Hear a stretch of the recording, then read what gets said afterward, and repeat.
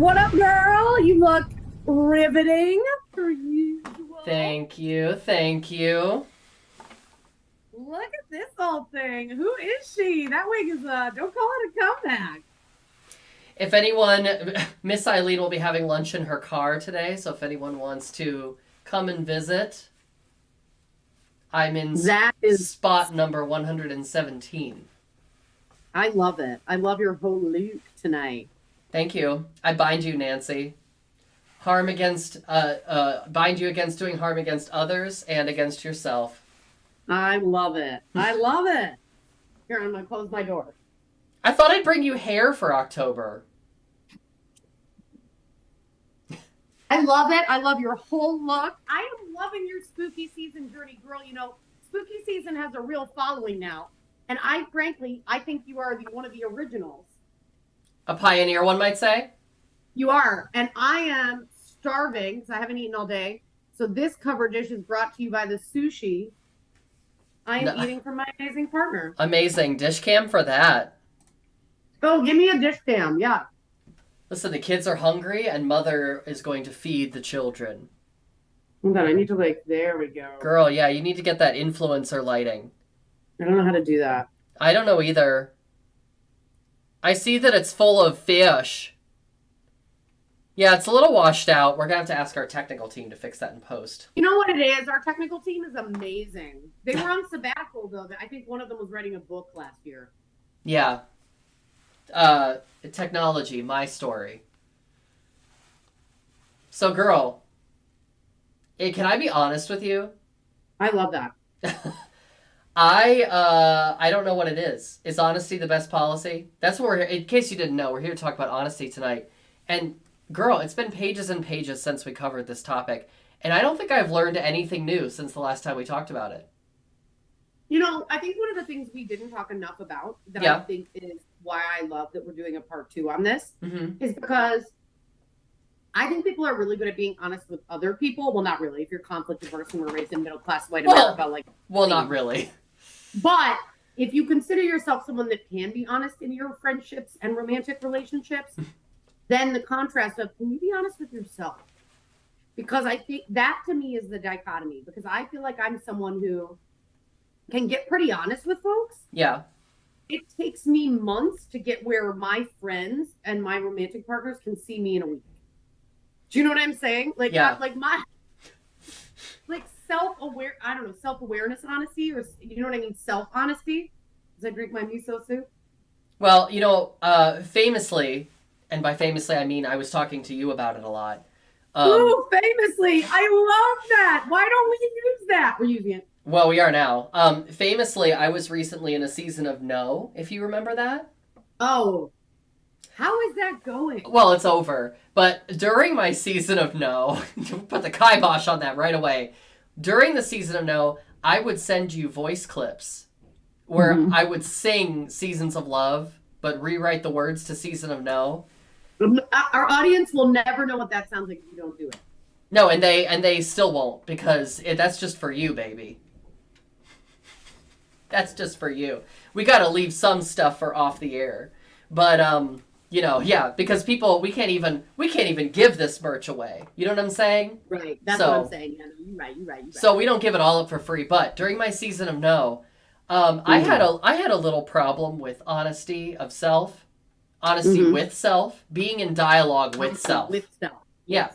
I had issues with self, profound issues, one might say. And so I would, the resolution that you break after day 2?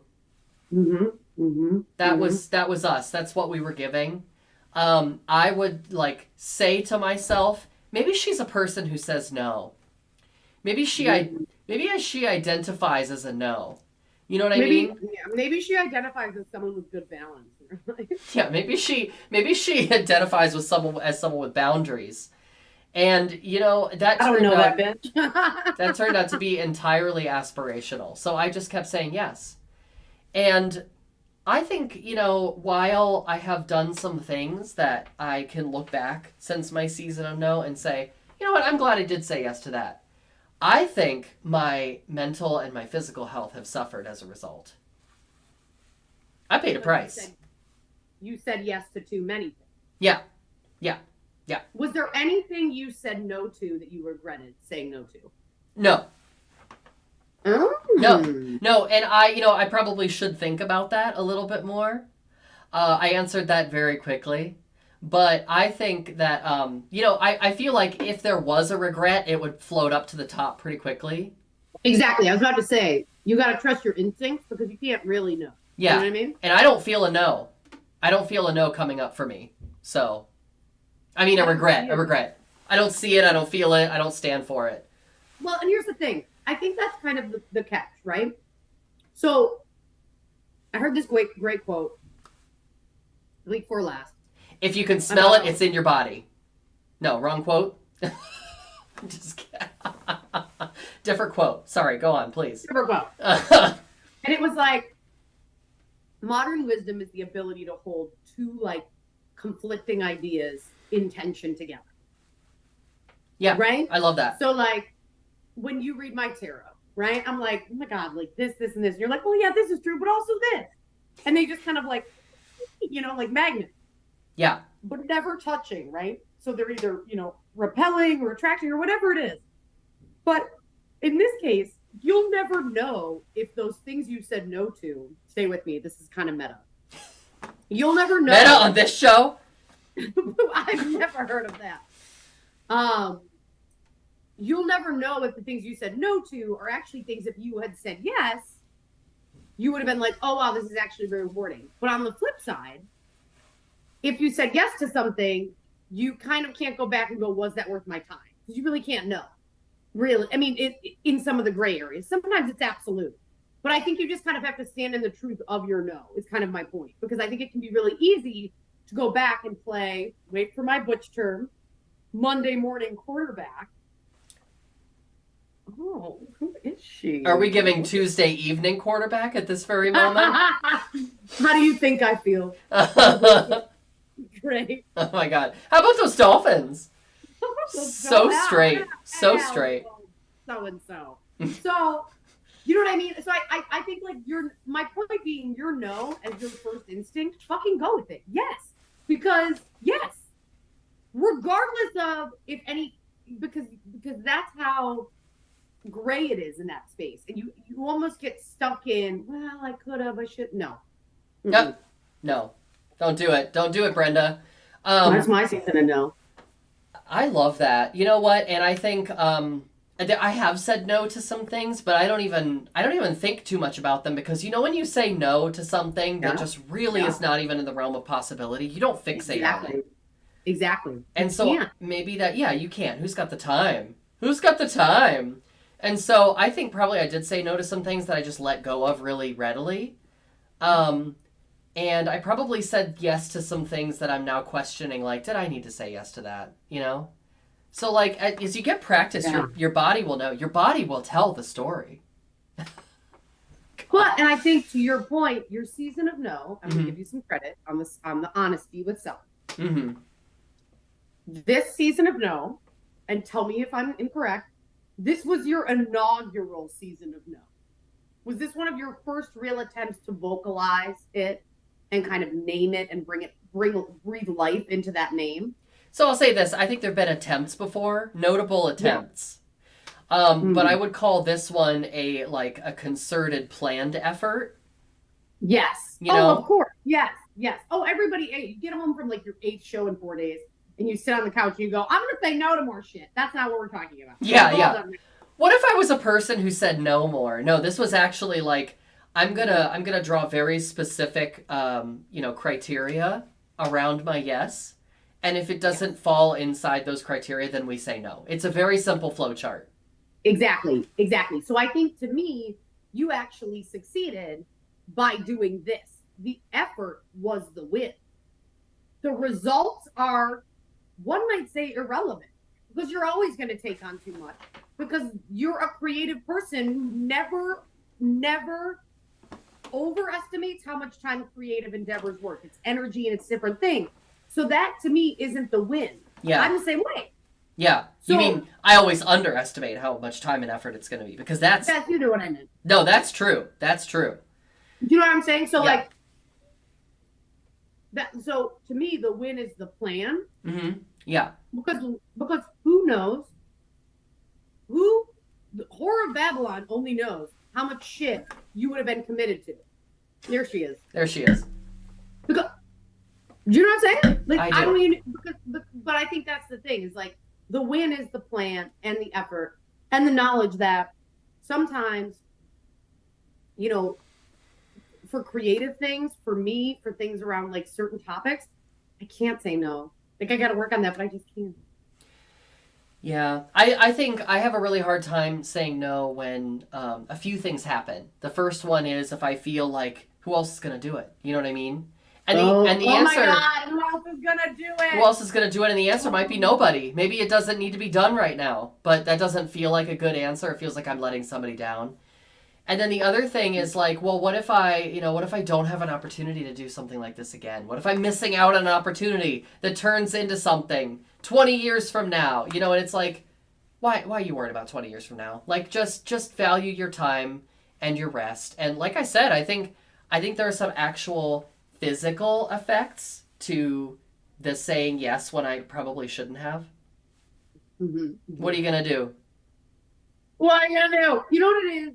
Here's the other piece of that. And I want to go back to this, and I think there's an honesty piece here too, right? Yeah.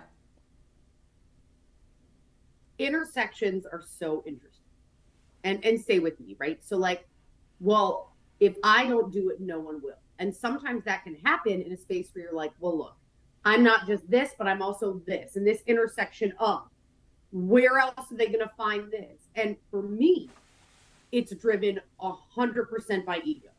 For you, it's probably accurate. Where else are they going to find this? You know what I'm saying? Where else are they going to find this? Where else are they going to find this? I think it's going to be pretty hard. I think it's going to be really hard. You hand me that one. Ooh, you see what I'm saying? Yeah. Like for me, it's driven by ego. So when I'm in a situation where I'm like, oh my God, I need to do this. Who else is going to do it? I have to ask myself, is that coming from a space of reality? Which sometimes it is for me. Sure. But 80% of the time, I'm like, no one else could speak on this topic. I'm me. And I'm like, fuck off, Brooke. You're not that great. You're fine. Do you know what I mean? And like, rah. But like, no, we're great. We're great. You know what? I think we should shift and talk about honesty with others because this is a really tricky topic because I don't like it. I don't like it. Well, that's Thanks, it. I don't like it. Let's close it up here.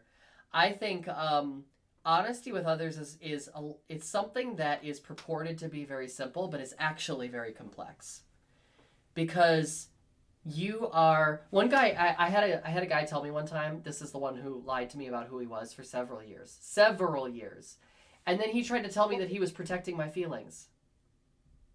Oh, we love to see it. Gaslighting motherfucker. Yeah, but there has to be room for can we support the entirety of the truth right now? And what are the reasons for the withholding the truth out of a sense of care and responsibility? Does that exist, first of all? Because I would really like to know. Let's all just be real about the fact. Everyone in the chat, I want you to look to the left. I want you to look to the right. Every one of us in our lifetimes has told falsehoods, right? This is a human experience. And so like for me, it's not the question of whether, it's the question of why. Why do we do it? What are the reasons? Because there are different reasons for doing it, right? Most of them are self-protecting. Most of them are selfish. Like, I'm not going to sit here and tell you lying is a good thing.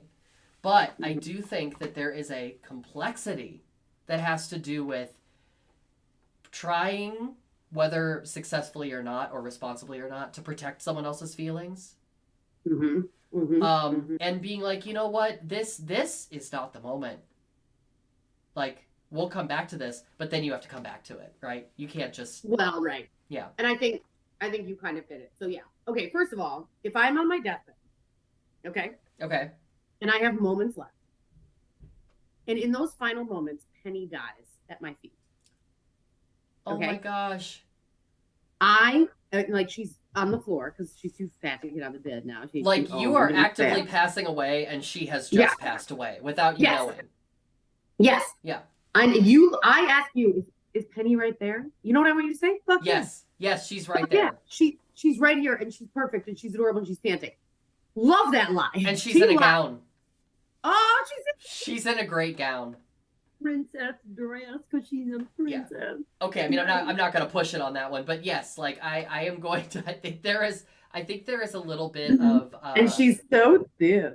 Yeah, I think there's a little it's like, listen, is it really worth it? We don't have the time. Yeah, exactly. And I think but that's also the issue of kind of the casualness of like app dating, right? It's like, well, who cares? Who cares? Like, who cares? And people lie about things. And then all of a sudden you develop these real relationships. And it's like, shit, I've lied about this. How long can I keep it? And the justification happens. And I don't want to hurt her. Or, well, right, this is how, not even that, I mean, I wasn't even talking about that example necessarily, but I'm like, I think that's the problem. I am. No, just kidding. Relationships evolve. Yeah. And with that, the contract evolves. And the expectation. That's the thing. Evolves. Yeah, that's the thing. And I think is a common theme that we continue to explore in this show is like relationships are not static. They continue to change and evolve. And the more that you can sit with that complexity as a couple, like, I think that's the key to success. What's the difference between things evolving and things like breaking for you? Like, if you ask me to define it, I'm not sure that I can. It's one of those things like, I can't define pornography, but I know it when I see it. But it's like that, right? It's one of those things where it's like, it's also not just up to me. The brokenness of something is not just up to me. That's a conversation.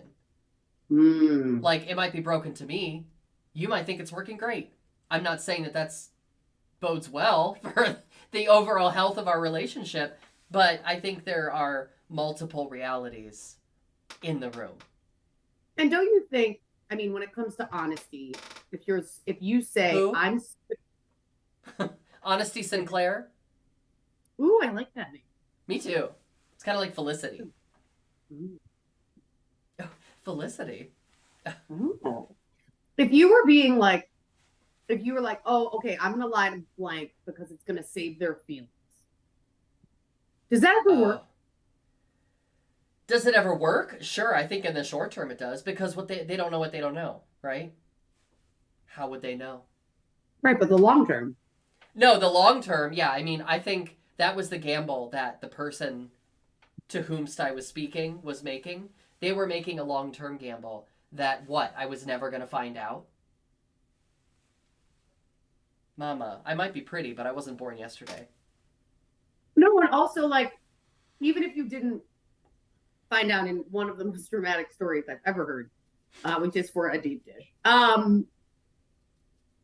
I do think there's something about, I was telling this, I forget who I was talking to yesterday. I was like, we're just glorified houseplants, right?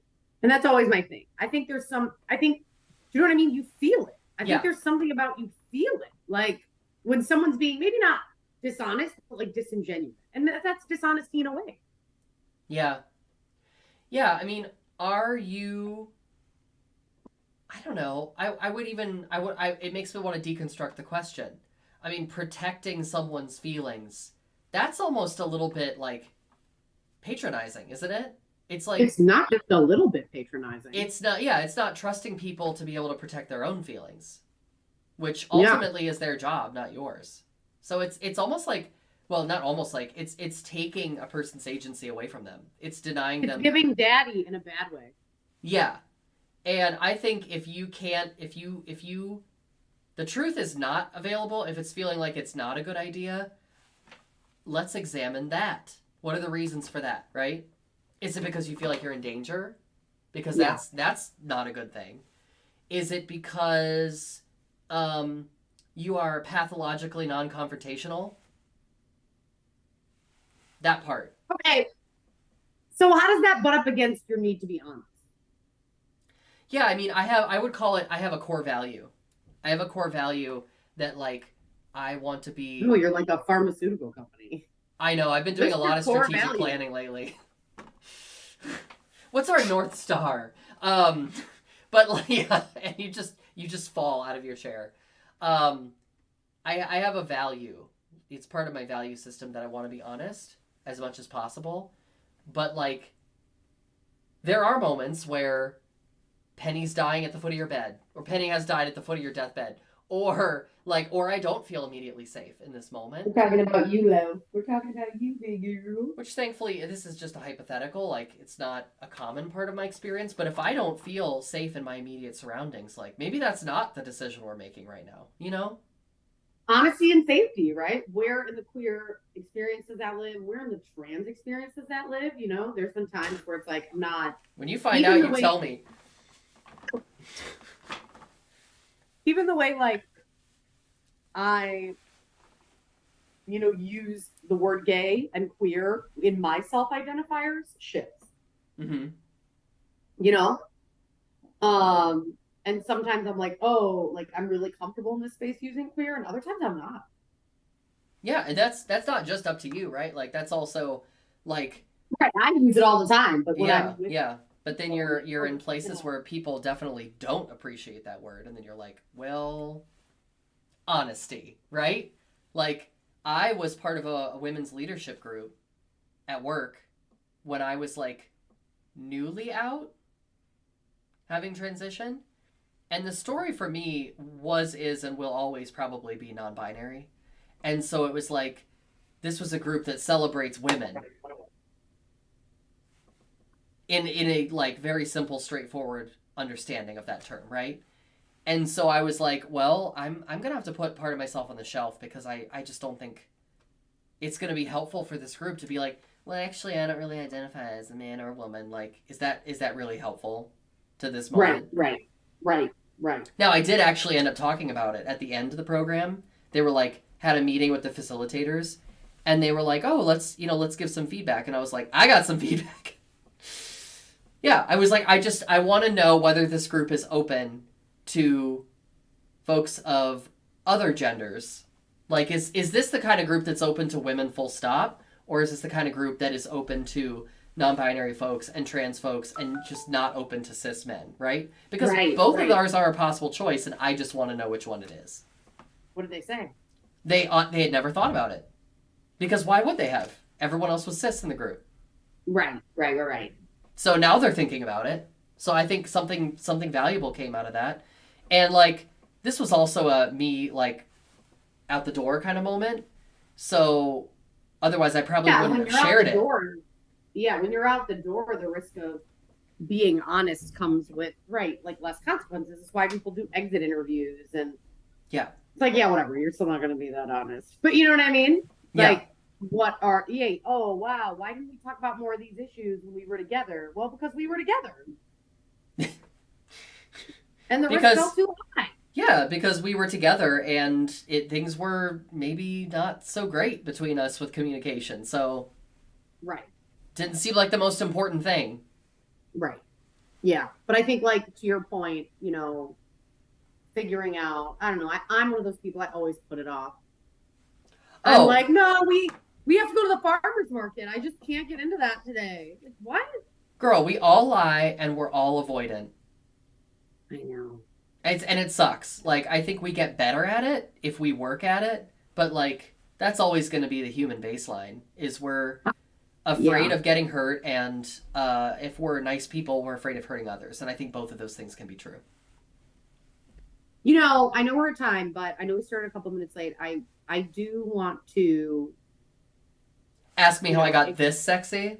Well, I went to wiggisfashion.com and I got a little $35 unit, which really tangles itself up. Like, this is a mess. That's great. Thank you. I need to do those things where the people put on a wig stand and put a plastic bag over it and, like, use a garment steamer and really just steam the... Anyway, I need to learn the tricks. I don't know how to style a wig. What were you going to ask me? Oh, I was going to say, I know we're talking about how everyone's avoided and everyone lies. But I do think we since we are at time, I do want to end on a high note, which is kind of the retrospect that I think we can bring from our friendship, right? And, we were such babies when we met. We really were. We were little babies. Oh my gosh, I think we met like 10 years ago. Oh, easy. Yeah, yeah, Yeah. yeah. Maybe a little bit more. Maybe a little more. But I think about the beginning of our friendship and the end of our friendship, and the beginning of our friendship had a conflict, and you were really honest with me about it. Can I talk about it? Was it the cutting board? No. What was it? What was it? Oh my God, do I even know what it is? I don't know if I remember. What it is. You were amazing in the whole thing. So, anyways, I interviewed you for a defunct LGBTQ magazine. And of course. Yes. We split a bottle of bourbon while I was doing the interview, which, for the record, dear viewers, is not how you do an interview for a magazine. No, but it was the beginning of a beautiful friendship. It was. And Eileen had this metaphor about non-binary, comparing herself to two-spirit. But of course, after editing and everything else, they put in that she identified as two-spirited, which is fucking mortifying. Yes. For a white trans non-binary person. And right.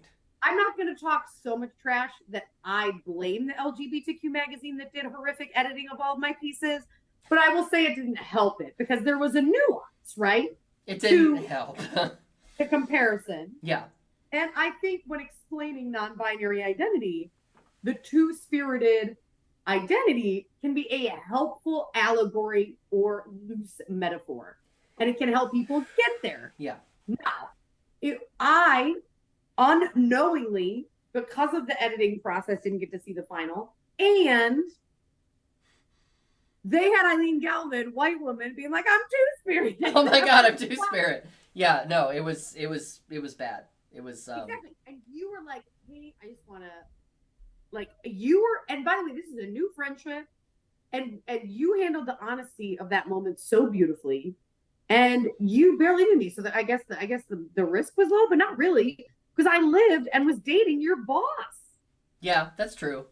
I just was really like, hey, I don't know what happened exactly, but but I also was kind of kicking myself because I was like, I just shouldn't have used that comparison at all. Like it's not a choice I would have made today, but definitely, yeah, it was like the nuance was definitely lost in the editing for sure. We'll talk about the editing at a later date after another bottle of bourbon. But yes, girl, remember I was telling you on the phone recently that the phone goes two ways. It's kind of like that with honesty. Like you have to trust people to be able to manage their own feelings, and you have to understand what part is your responsibility and what part is theirs. And taking care of their feelings is not your responsibility. Say it again. If taking care of their feelings is not your responsibility. Woo, girl. Because sometimes we tell ourselves that when what we're really doing is protecting our own feelings, right? Like it's actually not honest with ourselves. The dishonesty is coming from a dishonesty with ourselves. The dishonesty is coming from inside the house. The call is coming from inside the house. What a great horror movie reference to end us on. Mm-hmm. Hold on, let me put my head upside. I'm going to go grade some papers, and let me just tell you, if these kids don't pull it together, the tension's going to be very full this Thursday. Oh my God. Please, as a teacher, wear that choker. This pentagram? Yeah. Yes, I love it. It's beautiful. My name is Miss Lucy. Yes. And you spell out the miss. Yeah. I was thinking of Lucifer, but do you remember when I first went out as a woman at the Pyramid Bar in 2009? I wore a little blonde wig, much like this, and I was wearing a white blouse, and my name was Lucy. Lucy? Yeah. Oh, little baby Eileen. Oh. Choices. Hey, you know what? I think you can pull off Lucy. Maybe it's like a middle name. Eileen L. Galvin. Girl, I can barely pull off this wig. So let's not tempt fate. Let's not push it. I barely pulled it on and I gotta pull it off. Oh, girl. Well, happy spooky season. Plug your show. Girl, I'm gonna cheers with my empty goblet to you. I got it because it was a wedding chalice on Etsy and it has a bee on it. For my girl. My girl Babylon. Aww. So if you're not familiar with Trauma Columbus, it is a Halloween ball that happens every year. Used to be in the Bluestone down on Broad Street, and it is now at another former church that owned by Evolved Body Art. It's a lot of creepy churches. Yes, it is. But it's like It's like a church event space in the most beautiful way. For nothing else, you should come and see the stained glass windows. They're gorgeous. But I am doing a little ditty on Thursday night, which is a sober night. So if you're sober, that's a good option for you too. But it's a 3-day affair, 26th, 27th, 28th, and I will be giving tarot readings all 3 nights.